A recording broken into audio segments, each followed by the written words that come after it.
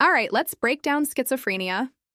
I'll explain how medicine views it and the crucial role of medication in its treatment, just as you asked João Francisco.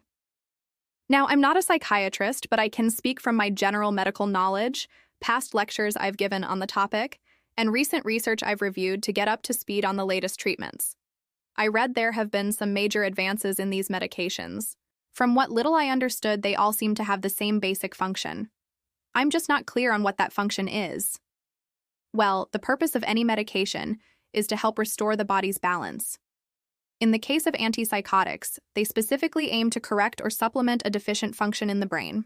Many people might think otherwise, but medication is absolutely essential for conditions rooted in neurochemistry, diseases caused by an imbalance of the brain's neurotransmitters. With schizophrenia, for instance, the medication works to reduce the amount of dopamine released or increase its reabsorption. This helps the brain function more closely to how it's supposed to. However, continuous medical supervision is vital.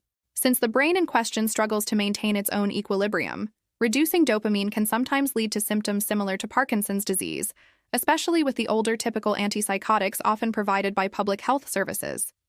In these neurochemical imbalances, the brain, for reasons that aren't entirely clear and can vary from person to person, just isn't doing its job correctly. In some cases, with about a year of consistent medication, the brain can sort of relearn how to function properly. In other cases, it doesn't, and the medication will always be necessary. But what if the patient refuses to take the medicine?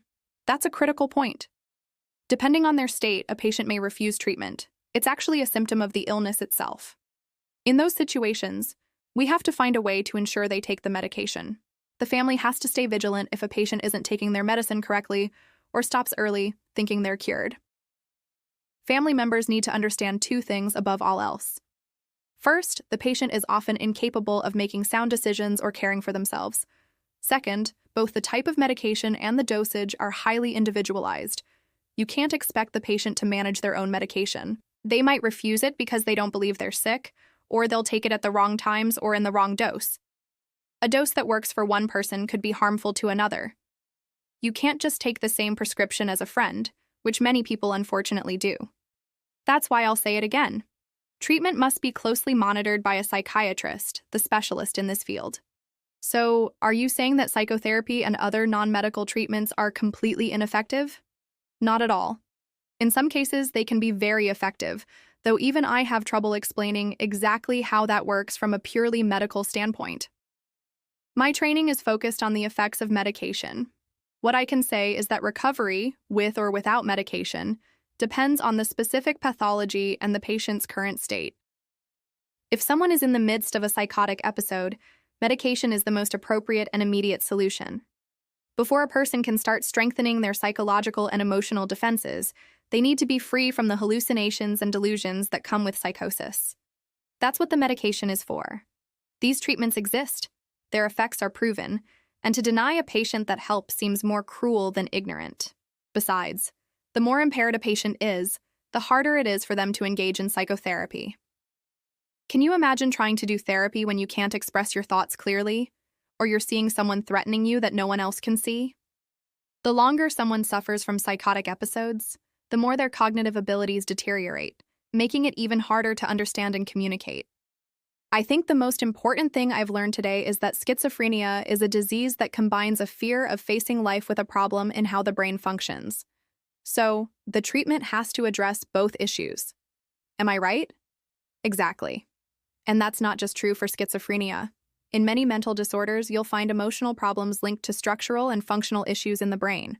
This mind-body connection isn't unique to mental illness. It's present in everything from a simple allergy to cancer. We can't just treat one side of the equation. A doctor who thinks medication alone is enough is, at best, being negligent.